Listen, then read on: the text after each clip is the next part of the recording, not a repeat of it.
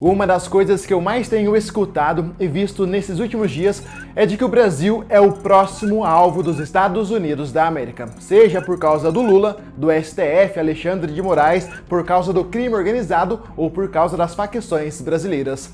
Mas será que realmente nós somos os próximos alvos de Donald Trump? Eu elaborei um vídeo de mais de 20 minutos para responder essa questão de uma vez por todas. E eu tenho um argumento irrefutável para você assistir o vídeo até o final. Mais do que isso, deixar o seu like, pois isso ajuda na divulgação do meu trabalho, que é: este vídeo é neutro e analítico, imparcial. Eu não estou aqui para agradar lado A ou lado B. Eu estou aqui para trazer a informação nua e crua, analisando o contexto técnico, as informações estratégicas, geopolíticas e diplomáticas. Então, eu te convido a assistir o vídeo. Sejam todos absolutamente bem-vindos a mais um vídeo de geopolítica do canal Vamos Falar de História. Nos últimos dias, muitos, mas nem todos, foram pegos de surpresa. As Forças Armadas dos Estados Unidos realizaram uma operação militar na Venezuela que resultou na captura do ditador Nicolás Maduro, levado sob custódia para o solo americano. Eu avisei que isso era apenas uma questão de tempo. E este acontecimento, porém, levantou questionamentos sobre as reais motivações por trás da ofensiva norte-americana e gerou especulações se outro país da América do Sul, em especial o Brasil, sob o governo de Luiz Inácio Lula da Silva, poderia se tornar o próximo alvo de uma intervenção semelhante. Neste vídeo analítico e neutro serão examinadas questões como a operação norte-americana que culminou na prisão de Nicolás Maduro e o pronunciamento oficial de Donald Trump em a tese de que a acusação de narcoterrorismo serviu de pretexto para interesses econômicos como acesso ao petróleo venezuelano, incluindo a crítica de que os Estados Unidos atacam outros países sem sofrer sanções, e a possibilidade de o Brasil de Lula ser o próximo alvo, considerando-se facções criminosas ou tensões internas poderiam servir de desculpa para uma ação dos Estados Unidos, e por fim, será examinado como as relações diplomáticas entre Brasil e Estados Unidos e o histórico entre os países tornam qualquer ação contra o Brasil muito mais complexa do que contra a Venezuela, analisando também as acusações formais contra Maduro em contraste com Lula. A seguir, cada ponto será explorado com base em fatos divulgados pela imprensa em perspectiva histórica, técnico-militar e diplomático. A operação militar deflagrada pelos Estados Unidos na Venezuela ocorreu na madrugada de 3 de janeiro de 2026 e foi rápida e coordenada. Iniciada por volta das 3 horas da manhã, horário de Brasília, ela atingiu diversos pontos-chave: a capital, Caracas, e os estados de Miranda, Aragua e La Guaira. Testemunhas na capital relataram explosões, colunas de fumaça e o som de aeronaves sobrevoando por cerca de 90 minutos, com tremores sentidos no solo e o céu avermelhado em áreas costeiras. Houve queda de energia elétrica em vários bairros de Caracas logo após o início dos bombardeios. Diante do cenário de combate, a Agência de Aviação Civil dos Estados Unidos proibiu voos americanos no espaço aéreo venezuelano durante a incursão, indicando o nível de risco do conflito aéreo em curso. Segundo informações oficiais divulgadas até o momento da produção deste vídeo, forças de elite norte-americanas, em particular a unidade Delta Force do Exército dos Estados Unidos, apoiada por inteligência da CIA, conduziram a missão que localizou Nicolás Maduro e sua esposa, retirando-os do país. Helicópteros realizaram a extração do casal presidencial de um esconderijo em Caracas em uma ação descrita como cirúrgica. De acordo com o presidente Donald Trump, Nicolás Maduro rendeu-se após ter sido instado a desistir do poder. Trump ainda revelou que chegou a conversar diretamente com o líder venezuelano dias antes, exigindo sua rendição para evitar um confronto mais sangrento. Donald Trump, em um pronunciamento oficial na mesma manhã, comemorou o êxito da ofensiva. Em entrevista à Fox News e em coletiva de imprensa na Flórida, Trump classificou a ação como uma operação brilhante e explicou que Maduro e Flores estavam sob custódia norte-americana a bordo do navio de assalto anfíbio USS Iwo Jima, a caminho de Nova York. Trump enfatizou que terroristas e criminosos não agiriam impunemente contra os Estados Unidos enquanto ele fosse presidente e que a captura de Nicolás Maduro deveria servir de, abre aspas, aviso a qualquer um que ameace a soberania americana ou coloque vidas americanas em perigo. O presidente da nação mais poderosa do planeta enumerou várias acusações contra Nicolás Maduro que justificavam a intervenção na Venezuela. E ele alegou que o ditador venezuelano chefiava uma rede de narcotráfico e narcoterrorismo responsável por inundar os Estados Unidos com cocaína, o chamado Cartel de Los Soles, que teria matado centenas de milhares de americanos via drogas. Também acusou Nicolás Maduro de roubar a infraestrutura petrolífera desenvolvida por empresas americanas na Venezuela e de hospedar adversários estrangeiros e armas que ameaçavam os interesses dos Estados Unidos. Oficialmente, o Departamento de Justiça dos Estados Unidos já havia indiciado Nicolás Maduro desde 2020 por crimes como narcoterrorismo e conspiração para tráfico internacional de drogas. E agora, com Nicolás Maduro capturado, novas denúncias foram apresentadas pela Procuradoria-Geral americana, acusando-o juntamente com sua esposa e outros aliados de transformar o Estado venezuelano em um esquema de corrupção ligado ao narcotráfico e de facilitar o envio de toneladas de cocaína aos Estados Unidos. Trump anunciou que Maduro será levado a julgamento em solo norte-americano cumprindo mandados de prisão que estavam em aberto. E, em suma, para a Casa Branca, a operação foi justificada como uma ação de defesa contra um ditador ilegítimo envolvido em crimes transnacionais, ao mesmo tempo em que foi apresentada como um ato de libertação do povo venezuelano da tirania. E abre aspas, o povo está livre novamente. A América está mais segura esta manhã, declarou Donald Trump. Reações imediatas vieram de todas as partes. Dentro da Venezuela, o governo remanescente denunciou a intervenção como agressão criminosa e decretou emergência nacional, enquanto a Suprema Corte venezuelana indicou a vice-presidente Delcy Rodrigues como líder interina. Já internacionalmente, aliados tradicionais do regime chavista como Cuba, Bolívia e Irã condenaram veemente o ataque, classificando-o como terrorismo de Estado e violação flagrante dos princípios da ONU. Por outro lado, houve quem celebrasse. Opositores venezuelanos exilados e alguns governos da região viram a queda de Nicolás Maduro como um marco histórico no combate a um regime autoritário. E essa divisão ficou clara, especialmente na América Latina, onde países como México, Brasil, Colômbia e Chile repudiaram a ação militar unilateral dos Estados Unidos, enquanto Argentina, El Salvador, Panamá e Equador demonstraram apoio ou compreensão à operação de Trump. E a justificativa oficial do governo Trump para a incursão na Venezuela centrou-se no combate ao narcotráfico e ao terrorismo.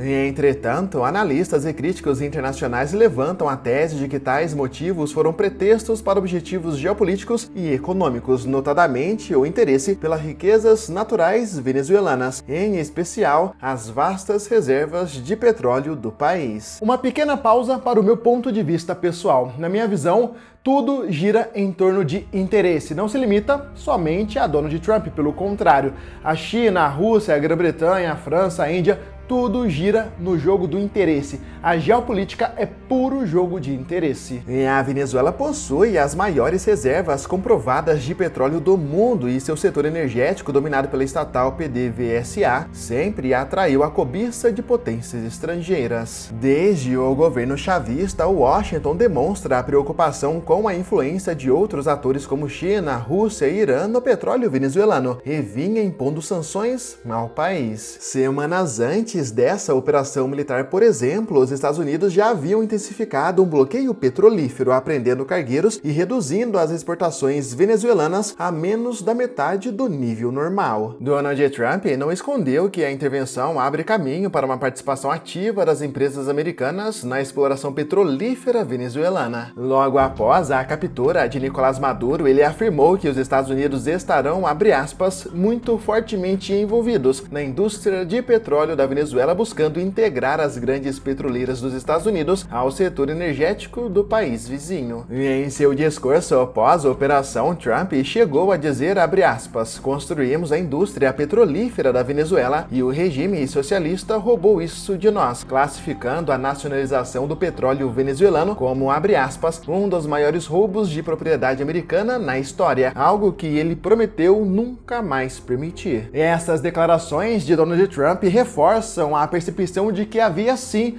um interesse estratégico de retomar o controle de recursos vitais energéticos da Venezuela. Fontes confirmaram, inclusive, que os bombardeios dos Estados Unidos não atingiram a infraestrutura petrolífera principal. Refinarias e campos de produção permaneceram intactos e operando normalmente durante e após o ataque. Ou seja, os Estados Unidos tomaram cuidado para neutralizar Nicolás Maduro sem danificar o tesouro petrolífero, sinalizando a intenção de administrar esses ativos posteriormente. Para especialistas, a retórica de combate ao narcotráfico foi importante para legitimar a ação perante a opinião pública doméstica americana, porém, mascara motivações mais tradicionais de poder. Na visão de muitos críticos, Washington escolheu alvejar justamente um regime possuidor de imensas reservas de petróleo sob o argumento moral de combater drogas e terrorismo, uma causa difícil de reprovar abertamente, enquanto países com problemas de narcotráfico tão graves quanto ou maiores não sofreram uma ação militar semelhante. Essa percepção alimenta uma crítica mais ampla, a de que os Estados Unidos seriam o único país capaz de empreender ataques militares unilaterais em outros países sem sofrer represálias proporcionais ou sanções internacionais severas. E de fato, observa-se um padrão histórico. Potências como os Estados Unidos ou outros membros permanentes do Conselho de Segurança da ONU raramente enfrentam punições coletivas por ações militares controversas, diferentemente de países menos poderosos. No caso da Venezuela, por exemplo, diversos governos e entidades condenaram a operação como uma violação do direito internacional. Lula advertiu que atacar países em flagrante violação do direito internacional reabre a lógica da lei do mais forte prevalecendo sobre o multilateralismo. Contudo, é pouco provável que haja sanções efetivas contra os Estados Unidos, dado seu poder econômico, diplomático e seu direito de veto no Conselho de Segurança da ONU. E em contraste, quando nações menores cometem agressões, tornam-se alvos de amplas sanções. Basta lembrar o que ocorreu com a Rússia após invadir a Ucrânia ou com o próprio regime de Nicolás Maduro, sancionado por anos. E essa assimetria alimenta a narrativa de impunidade americana.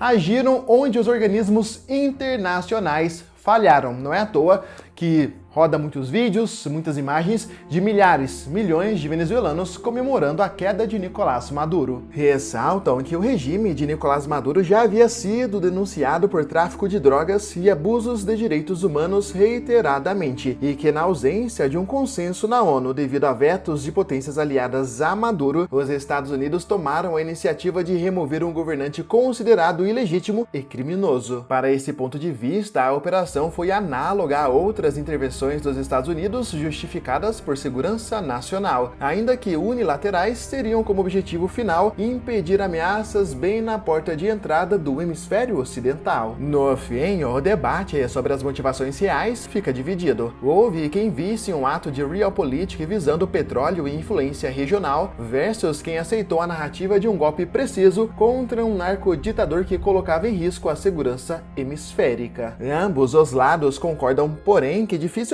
outro país que não os Estados Unidos conseguiriam agir dessa forma sem sofrer pesadas consequências, o que expõe um desequilíbrio de poder nas relações internacionais atuais. Mas diante do precedente aberto na Venezuela, fica a questão mais provocativa dos últimos dias.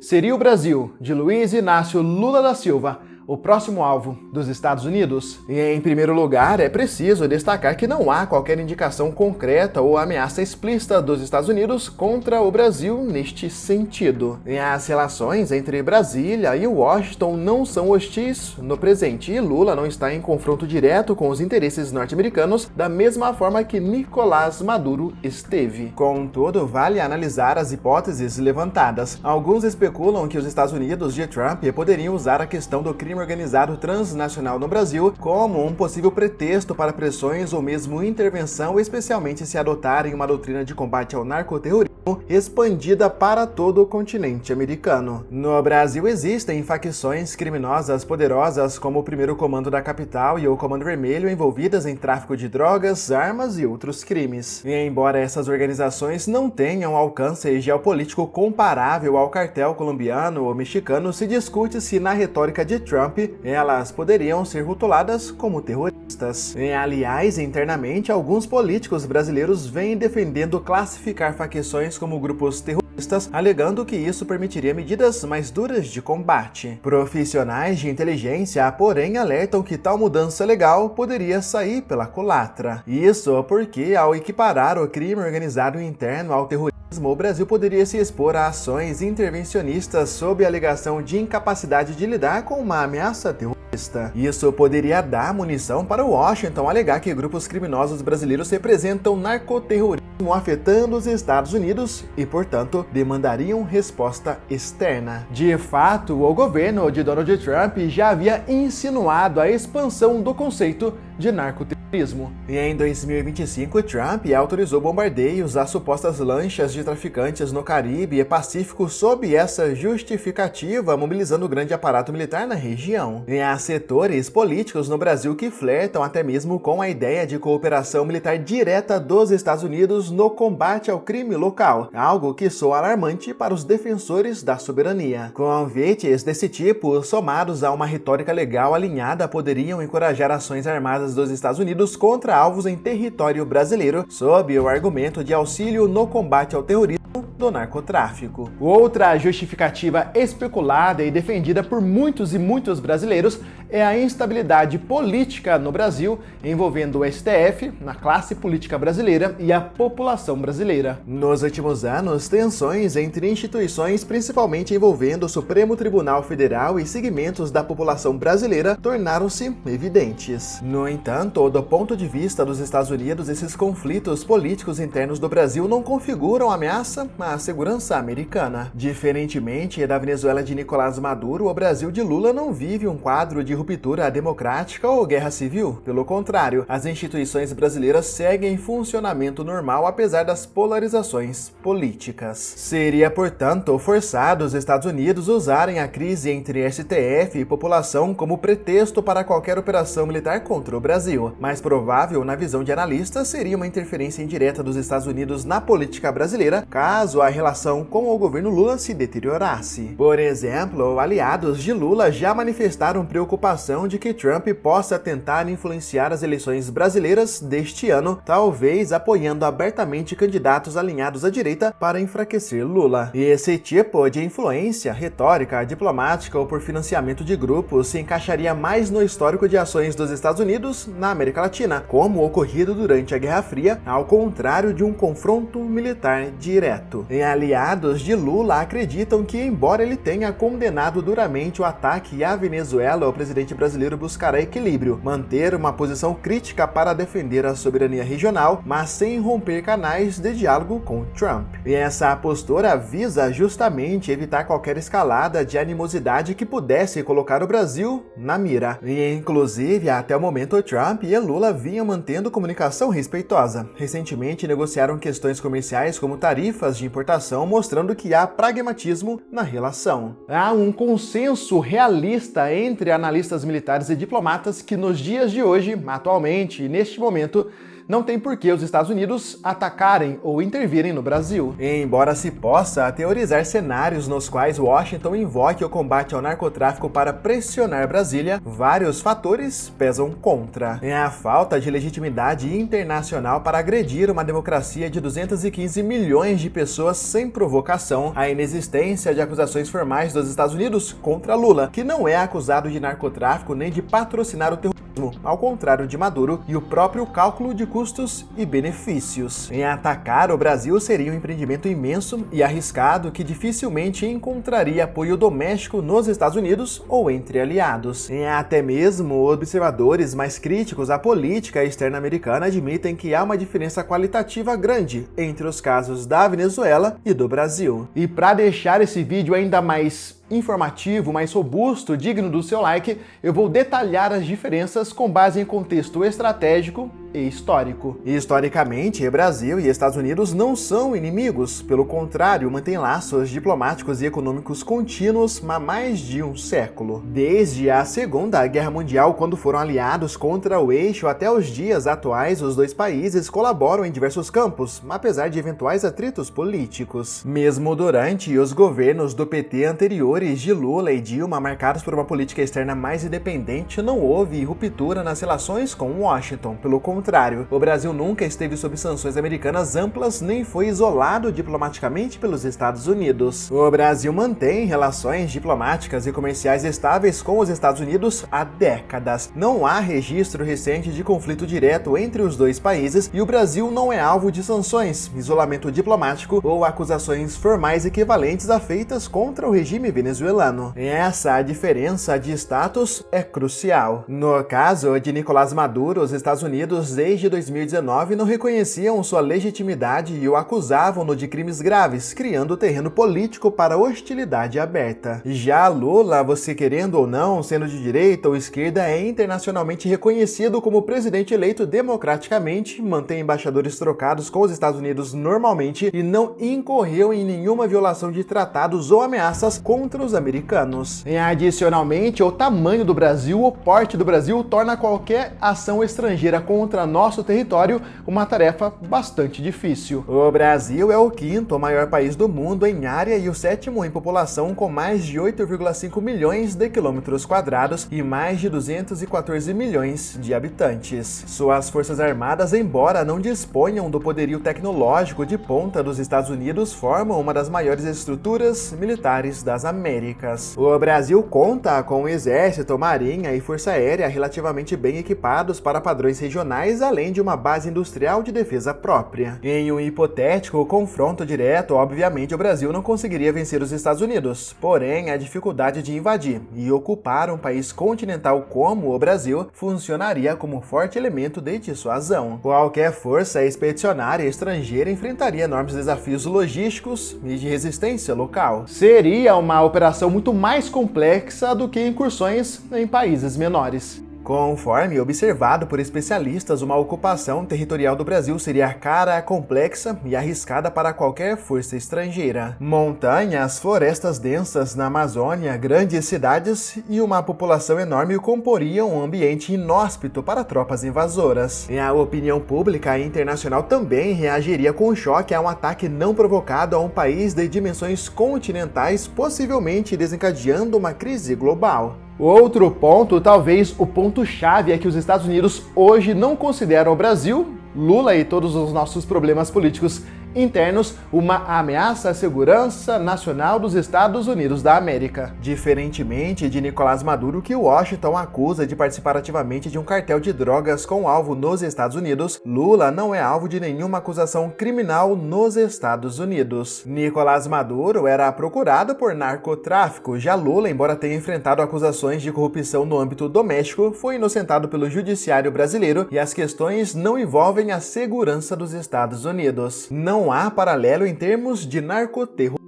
O Brasil enfrenta o crime organizado, porém não existe a mesma classificação formal de narco-estado atribuída publicamente ao regime de Nicolás Maduro por autoridades norte-americanas. Lula tampouco faz alianças militares com potências adversárias dos Estados Unidos que pudessem alarmar Washington. Pelo contrário, ele busca uma posição equilibrada, dialogando tanto com o Ocidente quanto com o Oriente dentro da normalidade diplomática. Por fim, a tradição diplomática brasileira atua como um grande escudo. O Brasil, historicamente, defende o princípio da não intervenção e resolução pacífica de controvérsias, postura consagrada desde a doutrina batista de 1907 e reforçada no pós-guerra. Caso, hipoteticamente, os Estados Unidos hostilizassem o Brasil, é provável que até aliados tradicionais de Washington na Europa e na América Latina vissem isso como ultrapassar todos os limites aceitáveis, prejudicando gravemente a imagem e os interesses americanos. Por essas razões, uma ação militar ou mesmo sanções diplomáticas severas contra o Brasil pelo governo americano enfrentariam resistência interna e externa. Não há sinal de que os Estados Unidos tenham interesse em atacar o Brasil, e a relação bilateral não oferece motivo para tal confronto. E ao contrário, o Brasil e Estados Unidos cooperam em muitos aspectos, inclusive no combate ao próprio crime organizado transnacional através de canais ilegais e conjuntos, como acordos de inteligência e extradição de criminosos. E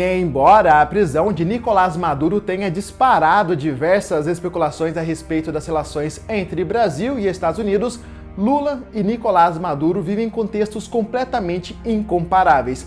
Brasil e Venezuela, na visão dos americanos, vivem contextos completamente incomparáveis. A ação em Caracas foi facilitada pelo isolamento internacional do regime de Nicolás Maduro, pelas acusações graves pendentes contra ele e pelo cálculo estratégico de Washington visando recursos e influência regional. No caso brasileiro, nenhuma dessas condições está presente de forma equivalente. O Brasil sob Lula não representa uma ameaça à segurança dos Estados Unidos nem desafia diretamente seus interesses a ponto de provocar uma resposta militar, e qualquer movimento agressivo encontraria obstáculos políticos e logísticos formidáveis. E é claro que vigilância e prudência diplomática são sempre necessárias. O Brasil deve continuar afirmando sua soberania e também evitando dar margens a narrativas que possam ser exploradas. Todavia, à luz do contexto histórico e das alianças atuais, é seguro dizer que não. O Brasil de Lula não desponta como próximo alvo de intervenção militar dos Estados Unidos da América. E a dinâmica entre os dois países é outra, pautada mais no diálogo do que em confrontação. E afinal, como demonstraram os eventos recentes, a forma como cada nação enxerga o cenário político difere. Para o Brasil e grande parte do mundo, a estabilidade regional vem pelo respeito mútuo e cooperação, e não pela lei do mais forte. E em território brasileiro, uma intervenção estrangeira seria intolerável e, felizmente, tudo indica que esse cenário permanece no domínio da ficção e não da realidade. Então, neste momento, o Brasil não está na mira e não será o próximo alvo dos Estados Unidos,